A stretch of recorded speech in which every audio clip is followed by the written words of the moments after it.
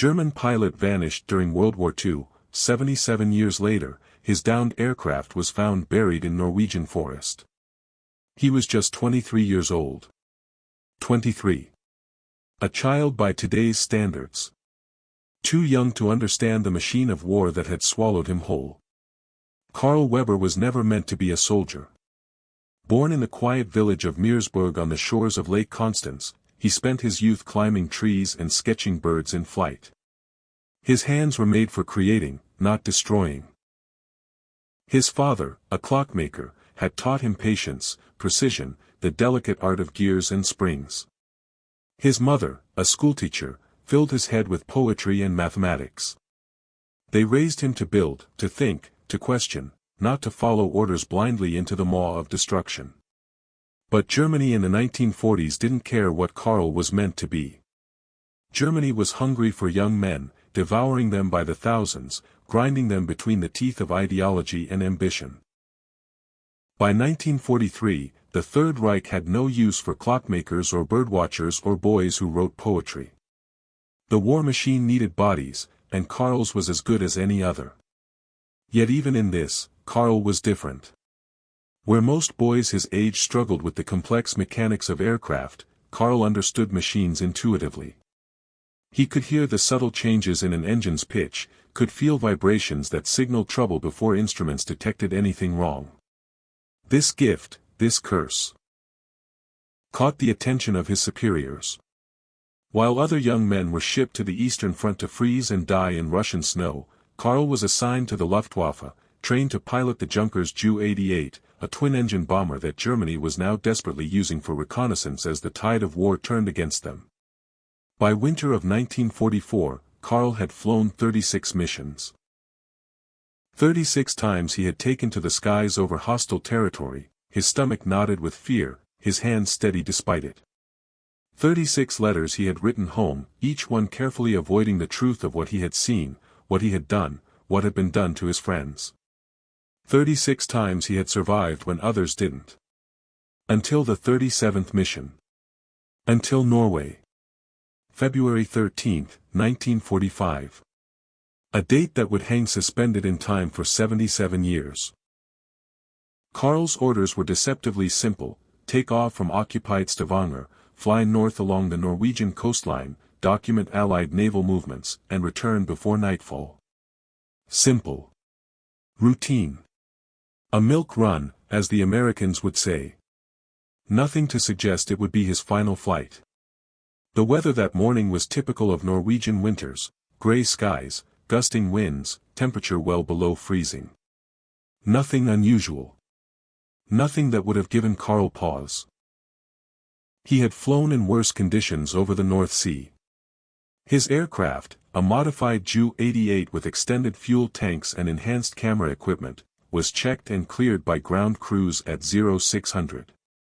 He took off at 0732, banking northeast into the pale winter sun. His last recorded words to the control tower were mundane, almost painfully ordinary: heading 045, maintaining altitude 3,000 meters, visibility adequate. No distress call came. No indication of enemy contact. No report of mechanical failure. At 0914, the Stavanger base attempted routine check-in. Silence answered. They tried again at 0925. Again at 0950. Again at 1030. Nothing but static hissing through the radio operator's headsets like winter wine through dead branches. By noon, Karl Weber and his aircraft had been officially designated vermissed, missing. A man doesn't just vanish from the sky. A 15-ton aircraft doesn't simply disappear. But in the vast, rugged wilderness of northern Norway, that's precisely what seemed to happen. Karl Weber and his Junkers Ju-88 had been erased, as if the leaden sky had reached up metal fingers and plucked him from existence. What happened in those unaccounted minutes between 0732 and 0914? The war had no time to ponder such questions. The war had no patience for missing pilots when thousands were dying every day across Europe. The German command in Norway launched a perfunctory search. Two aircraft following Karl's planned route, scanning the coastline and fjords for any sign of wreckage. They found nothing. They could spare no more resources for a single missing plane when the Reich was collapsing around them. The truth is, they didn't look hard enough. They couldn't. By February 1945, the Luftwaffe was operating on fumes, literal and figurative. Fuel shortages, parts shortages, pilot shortages. The once mighty German Air Force was a shadow of its former self, barely able to maintain essential operations. A thorough search for one missing reconnaissance plane was a luxury they could not afford. So they wrote Karl off. Another name in a sea of names. Another notification to be sent home. Another empty grave to be dug when the war finally ended. But the mountains and forests of Norway knew what happened to Karl Weber. The ancient pines stood witness. The stones and soil kept their silence. And the truth remained buried beneath decades of snow and fallen needles, guarded by the indifferent wilderness. The conditions that day were far worse than officially recorded.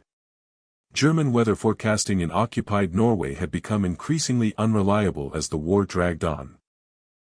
Local Norwegian meteorologists, pressed into service for the occupying forces, had developed subtle ways of ensuring their forecasts were just inaccurate enough to cause problems without arousing suspicion.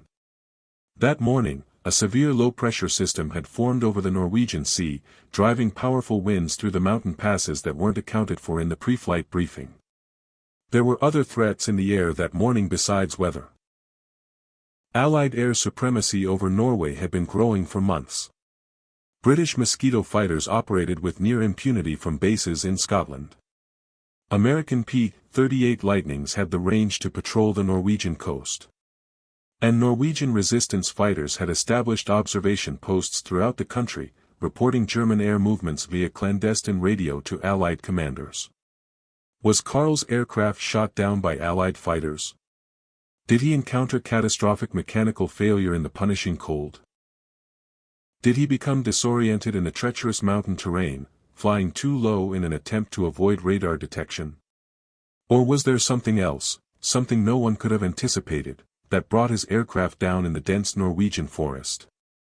For 77 years, these questions remained unanswered, hovering like ghosts over a story with no conclusion.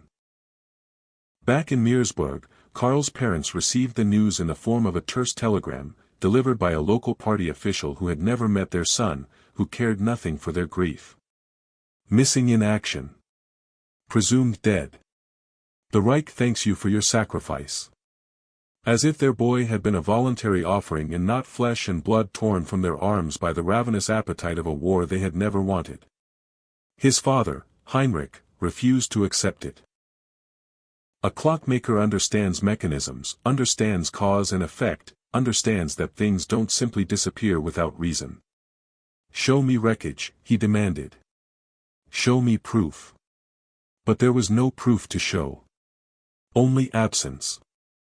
Only questions without answers. His mother, Elsa, kept his room exactly as he had left it. The single bed with its blue quilt. The bookshelf filled with volumes of natural history and technical manuals. The desk where he had written his poetry, clumsy but earnest verses about birds and mountains and a girl from the village whose name he never shared. Every Sunday, she dusted his possessions, opened his window to let in fresh air, as if preparing for his imminent return.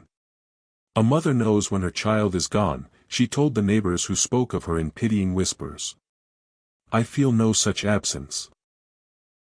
As the war ended and Germany surrendered, as occupation gave way to division, as prisoners began the long journey home, the Webers waited. Other families celebrated reunions. Other mothers embraced sons they had thought lost forever. Elsa and Heinrich watched the road from their window, watched for a tall figure with a slight limp from a childhood fall, watched for their boy who understood the language of engines and birds. He never came. Months became years. Heinrich wrote letters. To the new German government, to the Allied occupation authorities, to the Norwegian embassy when diplomatic relations were eventually restored. Most went unanswered. Those that received replies offered nothing but bureaucratic platitudes. Your inquiry has been noted. Records from this period are incomplete. No new information is available at this time. Heinrich died in 1963, his workbench still cluttered with the parts of the clock he had begun building when Karl first learned to fly, the timepiece he had intended to present to his son upon his safe return. Elsa lived another decade, opening Karl's window every Sunday until arthritis made the task impossible, then instructing her caregiver to continue the ritual. She died in 1974, never knowing what happened to her only child.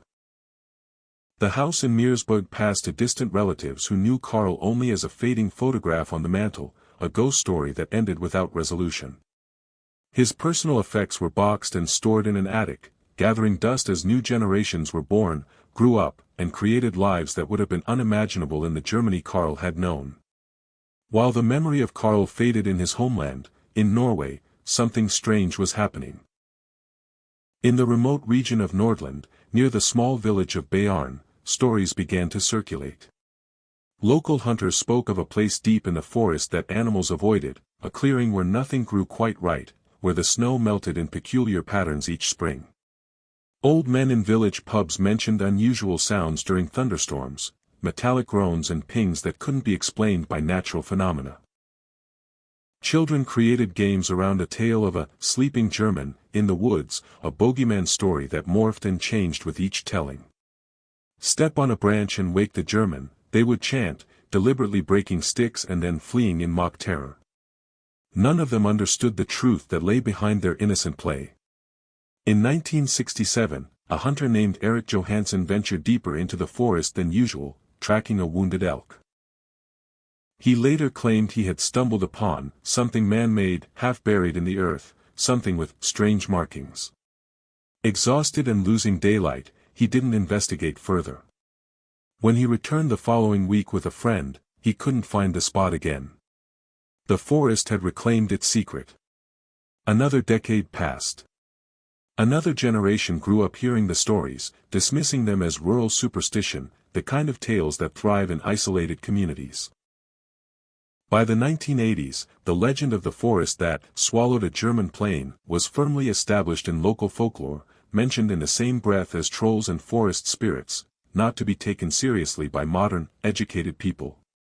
Norway's official war records made no mention of a downed German aircraft in the Bayarn region. Allied reports documented no engagement with a lone Junkers Ju-88 on February 13, 1945. The Norwegian Resistance Archives, open to researchers in the 1970s, contained no intelligence about a crash in that area during the final months of the occupation. The story should have ended there, another wartime mystery lost to time, another family shattered without closure, another young life reduced to a statistic in the unimaginable carnage of the Second World War. But the forest wasn't finished.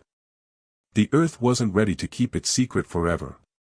On September 18, 2022, 77 years after Karl Weber vanished into the Norwegian sky, a forestry worker named Magnus Nilsson was marking trees for a selective harvest in a remote section of the Bayarn forest. The area had been largely untouched for decades, protected by its inaccessibility and later by conservation regulations. Magnus was the first professional forester to assess this particular tract since Norway's post-war reforestation efforts. The day was unusually warm for September, the ground soft from recent rains. As Magnus worked his way up a gentle slope, his boot struck something hard beneath the leaf litter. Assuming it was a rock, he kicked at it absently, then froze as he uncovered not stone but metal, curved, oxidized, but unmistakably manufactured. Curious, he brushed away more soil and fallen needles, revealing a larger piece of twisted aluminum. Then another. And another. As he followed the trail of debris up the slope, the pieces became larger, more recognizable. Part of a wing. A section of landing gear. A twisted propeller blade embedded in the trunk of a massive pine that had grown around it, absorbing the foreign object into its living wood over decades. At the crest of the hill, partially concealed by a stand of younger trees that had grown up around and through it, lay the main fuselage of an aircraft. The earth had claimed much of it, the underside completely buried, the top half covered in moss and lichen. But there was no mistaking what it was. The distinctive twin-tail configuration. The remains of the glassed-in nose section where a forward gunner would have sat. And on what was left of the vertical stabilizer, barely visible beneath years of weathering, the unmistakable Bokenkreuz, the straight-armed cross that marked all German military aircraft during World War II. Magnus stood before the wreckage, his heart pounding in his chest. The stories were true. All those years of children's games and hunters' tales, of strange sounds and local legends, they weren't superstition or imagination. They were echoes of a tragedy that had lain silent in these woods for over 3/4 of a century. With shaking hands, he took photos with his phone, marked the GPS coordinates, and called his supervisor. Within hours, the Norwegian military had been notified. Within days, the site was cordoned off, a temporary camp established, and a team of experts assembled, archaeologists, aviation historians, forensic specialists, and representatives from both Norwegian and German authorities. The recovery operation was painstaking, methodical. Every fragment of metal, every personal item, every scrap of evidence had to be documented in situ before being carefully extracted from the forest that had held them for so long. The work was complicated by the fact that nature had incorporated the wreckage into itself. Roots had grown through instrument panels. Animals had nested in the remains of the fuselage. The acidic soil of the pine forest had accelerated the decomposition of some materials while strangely preserving others. As layers of earth and debris were carefully removed from the main wreckage, the team made a discovery that silenced the entire camp. In the remains of the cockpit, still strapped into the pilot's seat, were the preserved remains of a human body. The cold, acidic soil conditions, combined with the natural drainage of the hillside, had created a rare environment where certain aspects of preservation had occurred. He was still there. After 77 years, Carl Weber had never left his aircraft. The forensic investigation revealed a story more complex and tragic than anyone had imagined. The Junkers Ju-88 had not crashed due to pilot error or mechanical failure alone. Evidence of combat damage was clear, bullet holes through the starboard wing and engine nacelle, consistent with the caliber used by Allied fighter aircraft of the period. Carl had been attacked, likely by a British Mosquito on patrol from Scotland, though no record of such an engagement exists in Allied archives. The pattern of damage suggested Carl had managed to evade the initial attack but suffered critical hits to the starboard engine. The aircraft had remained airborne for some time afterward, long enough for him to divert course dramatically, flying inland rather than following the coastal route his mission required. He had been trying to reach safety, perhaps hoping to find an emergency landing field or at least move away from Allied patrol zones. The crash itself had been surprisingly controlled. Rather than a catastrophic impact, the evidence suggested Carl had attempted an emergency landing in what would have then been a small clearing in the dense forest. The aircraft had struck trees on approach, shearing off parts of both wings, but the fuselage remained largely intact upon ground impact. This wasn't a plane that had fallen from the sky in flames. This was an aircraft that had been guided to the ground by a skilled pilot doing everything possible to survive. And survive he had, at least initially. The position of switches in the cockpit indicated Carl had shut down electrical systems after landing, a standard procedure to prevent fire. A survival kit had been removed from its storage compartment. Most telling of all was the discovery of a makeshift camp established approximately 50 meters from the crash site, the remains of a small fire, fragments of emergency rations, and a crude shelter built from pine branches and aircraft fabric. Carl Weber had survived the crash and the attack that caused it. He had extracted himself from the damaged aircraft, gathered survival supplies, and attempted to endure in the harsh Norwegian wilderness in the middle of February, hundreds of kilometers from the nearest German forces. A more detailed examination of his remains told the final chapter of the story. Carl had suffered a compound fracture of the left femur during the crash, an injury that would have made movement extremely difficult and painful. Evidence of an improvised splint was found, fashioned from aircraft parts and torn fabric, a testament to his determination to survive. But without proper medical attention, in sub-zero temperatures, with limited supplies, his chances were minimal. Analysis suggested he had survived approximately 6 days after the crash. 6 days of pain, of cold, of dwindling hope as no rescue came. No distress signal had been detected because the aircraft's radio had been damaged in the attack. No search aircraft had spotted the wreckage because Carl had flown so far off his assigned route, and the dense forest canopy had quickly hidden any signs visible from the air. The final, heartbreaking discovery came from a weathered leather journal found in a sealed compartment of Carl's flight jacket. In it, written in increasingly shaky handwriting, were his last thoughts, addressed to the parents he knew he would never see again. The most painful entry, dated what would have been February 19, 1945, read simply, "I can hear aircraft overhead. They cannot see me through the trees. I am sorry, Mother. I am sorry, Father. I tried to come home." Carl Weber died alone in the Norwegian forest, just 23 years old, another victim of a war that devoured millions. His body remained in his makeshift shelter until wildlife eventually scattered his remains.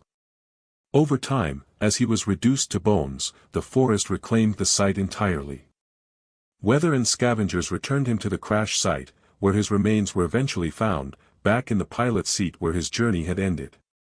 The official identification came through DNA comparison with samples provided by Carl's distant relatives, still living in the Lake Constance region. Dental records confirmed what the DNA suggested. The young man found in the Norwegian forest was indeed Carl Weber, the missing Luftwaffe pilot whose fate had remained unknown for 77 years. The news of the discovery spread quickly through international media. Historians and aviation enthusiasts pored over the details. Military archives in both Germany and Britain were re-examined, searching for any mention of the engagement that had brought down Carl's aircraft. But the official records remained silent. In the chaos of the war's final months, with resources stretched thin and record-keeping becoming increasingly erratic, Carl's last flight had simply fallen through the cracks of history. For the village of Bayarn, the discovery brought a strange sense of validation. Their local legends, dismissed for decades as superstition, had been proven true. The sleeping German of children's stories had been real. The mysterious sounds reported during thunderstorms had been the forest winds playing across the metal wreckage like an eerie instrument. They had been living alongside a war grave without knowing it, their community unconsciously preserving the site through their reluctance to develop that particular section of forest. In June 2023, Carl Weber finally came home. His remains were transported to Germany with full military honors, a joint ceremony conducted by Norwegian and German authorities. The current German Air Force provided an honor guard.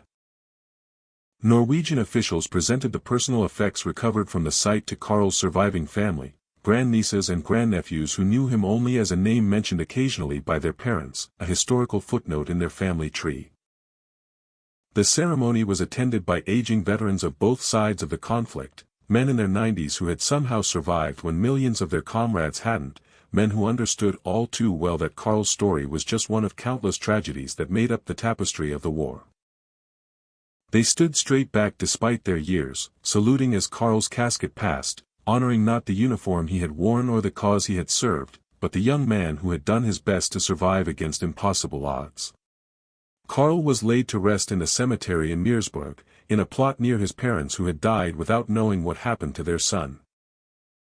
His headstone, simple and dignified, bears not only his name and dates but also the coordinates of where he was found, a permanent reminder of the 77 years he spent guarded by the Norwegian forest. At the crash site itself, now accessible via a newly created hiking trail, the Norwegian government erected a small memorial. The twisted propeller blade, still embedded in the pine tree that had grown around it, was left in place, nature and human history intertwined in a living monument.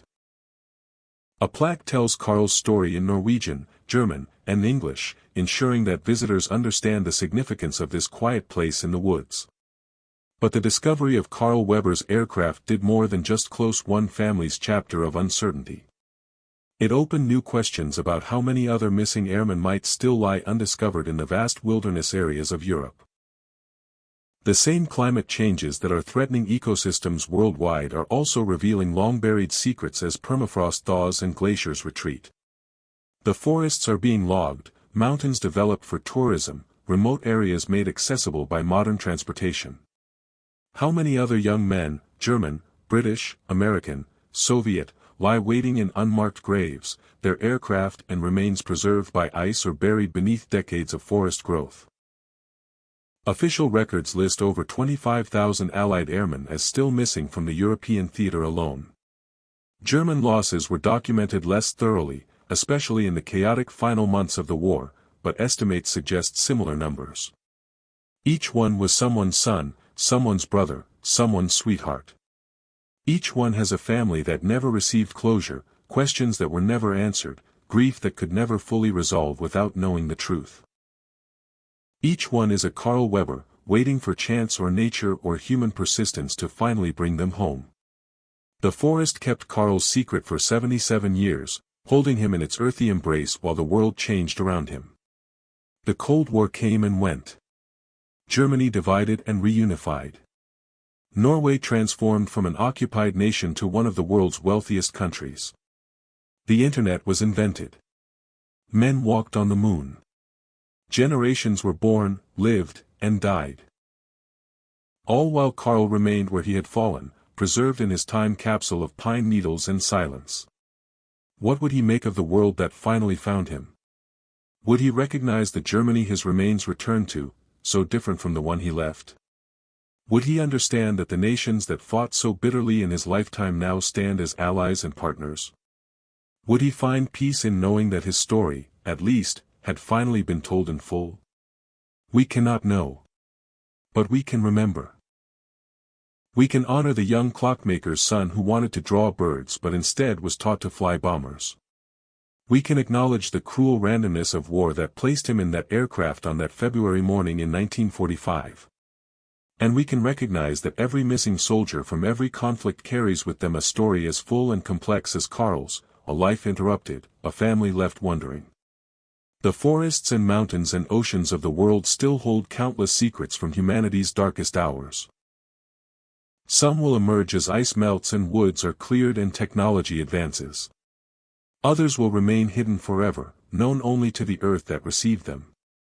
But each discovery reminds us that history is not just dates and battles and political movements. History is made of individuals, young men like Carl Weber who died alone in the snow, waiting for a rescue that never came. His story is over now. His family has closure. His aircraft has yielded its secrets. But somewhere, in another forest, on another mountainside, beneath another glacier, another lost pilot waits. Another family still wonders. Another story remains untold. The earth keeps its secrets well, but not forever. Time and change reveal what has been hidden. We need only the patience to look, the wisdom to recognize, and the compassion to remember. And so Carl Weber comes home, 77 years late, to a world he wouldn't recognize, to a family he never met, his journey finally complete. The forest has spoken. The lost has been found. And somewhere, perhaps, the 23-year-old boy who loved birds and understood engines can finally rest in peace.